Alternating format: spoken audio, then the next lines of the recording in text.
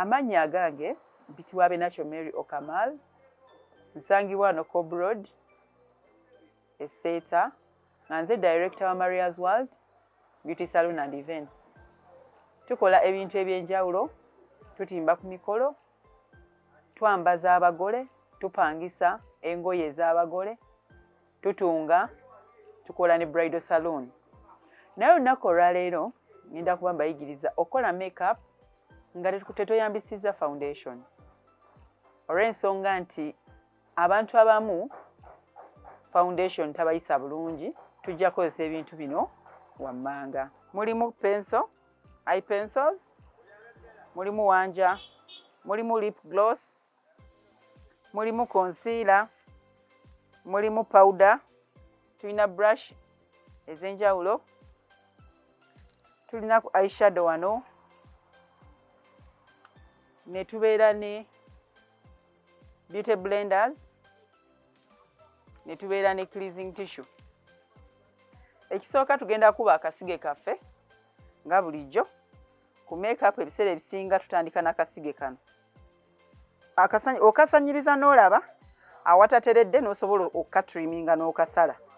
Naye kati kano kasalibwa kali mu mbeera nnungi.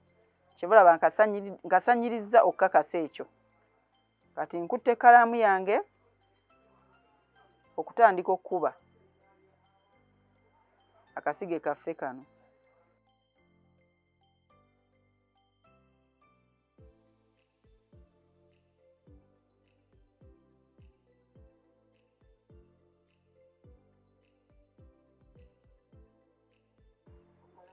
Bwe mmala okuba akasiga ako, bisaako concealer. Tulina concealer ebika ebyenjawulo. Omulundi guno nkozesezza concealer wa kalaamu. Eriyo kalaamu nnyingi nnyo ku katale nga eye pencil naye ng'ekola ebintu bibiri.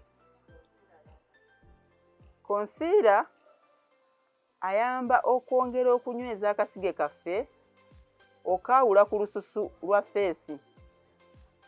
Ne tulaba akasige we kayita ke twasiize eye pencil.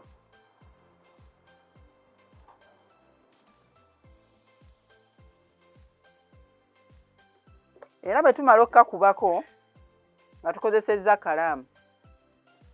Concealer oli omulala tukozesa beauty blender, naye concealer wa kalaamu ate ojjayo brush. N'otandika okusanyiriza concealer ono ng'omubuliza mu layini gye wakubye. Naye mulundi guno nkuyigiriza nti osobola okuyisaako brush yennyini eno. Concealer oli n'alabika nga concealer omulala owa tube aludde ku katale ng'akozesebwa. Akasige kaffe ne kabanga bwe kati bwe kalabise. Bwe mmala akasige kano kakuba, ngenda kuteekako eyeshadow wano ku liiso lyaffe.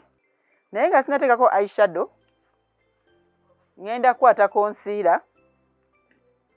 Concealer ono ayamba okubeera nga base, okusiiga wansi ku lususu, okuyambako eyeshadow kwata obulungi.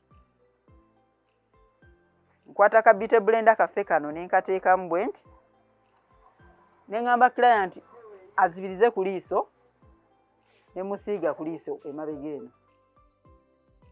Concealer ono atuyamba nnyo. Oteeka eyeshadow ku liiso n'awangaala. Concealer bwe tumala omuteekako, kasitoma waffe bw'atyo bw'alabika. Bwe tumala omuteekako, ngenda mu eyeshadow. Eyeshadow ono olonda okusinziira ebiseera ebisinga ku lugoye kasitoma lw'aba ayambadde. Oluusi n'olonda okusinziira ku kkala ya lipstick gw'ogenda omuteekako. Oluusi n'olonda okusinziira ku kasitoma ky'ayinza okugamba nti kyayagadde. Bakasitoma abamu agamba londa ky'okola ki ky'oyagala. Kasitoma azibirirako eriiso, n'ensiiga eyeshadow ono ku liiso. Bw'oba osiiga eyeshadow ono ku liiso, omusiiga obala eriiso nga bwe litambula munda. Tosiiga busiizi liiso lyonna n'olibunya. obeerako n'ekitundu w'okoma. Bwe mmala osiigako ka papo, ngenda kwata wano ka white kano akatono. Nkayiseeko wano waggulu katini we kati. Ate bwe mba musiigako, musiiga mubuliza ate mu kano aka papo. Naaba nga teyeeyawudde nnyo. Kw'ono ekiraga nti kintu kye kimu kyeva olaba nkozesa brush eno. Bwe mmala okukozesa brush eyo, ndeeta brush ennene. Ne mba nga abijjako, naye ate mba njagala byekwate bulungi nnyo. Kasitoma waffe bw'ati bw'alabise ku kasige ne ku eyeshadow.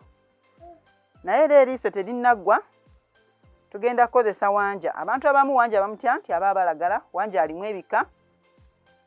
Wanja ono tumukwala ne tumuyisa wansi ku liiso.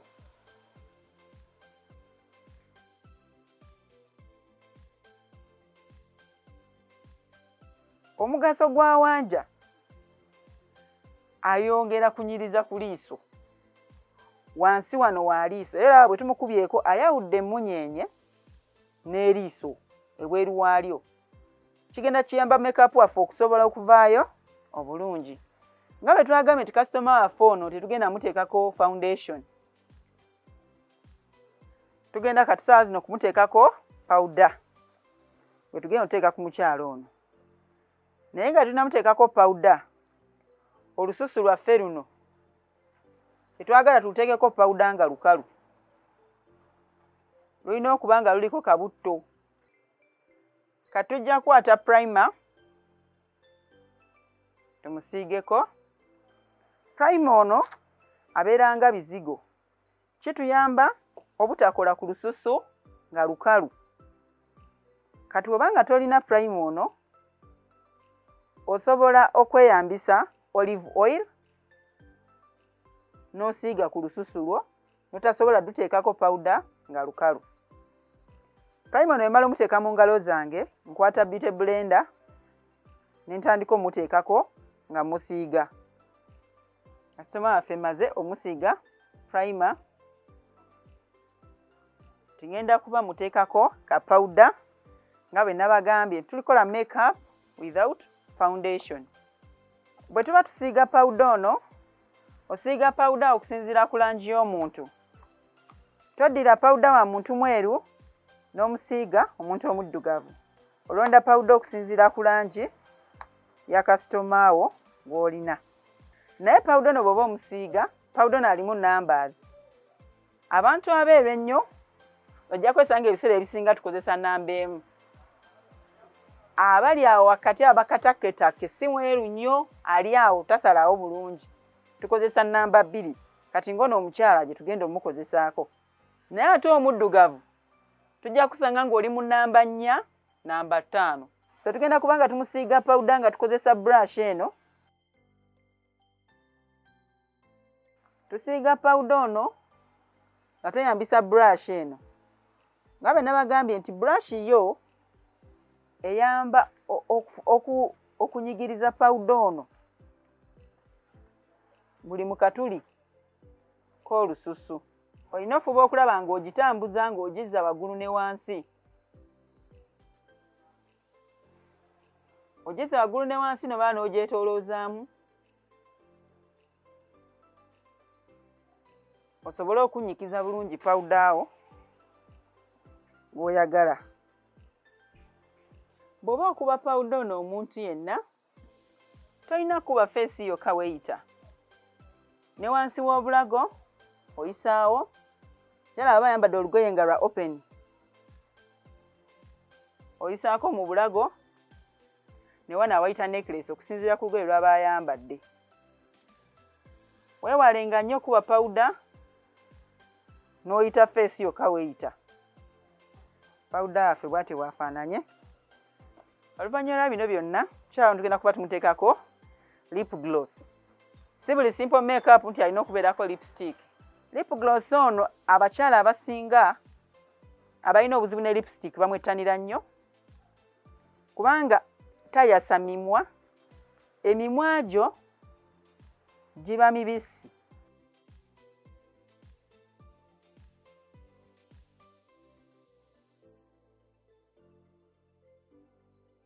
Ate era nga bulijjo tukwata lip liner ne tugiyisaako ku mimwa gyaffe okwongera okulaga emimwa gyaffe bwe giyita kuva ku lususu n'emimwa gyaffe ne lipstick waffe.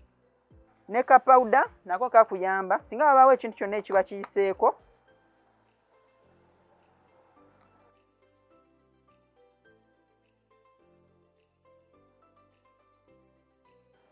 Omulabi waffe omulungi ne kasitoma waffe ow'olwaleero gwe tuyigiddeko okukola makeup without foundation.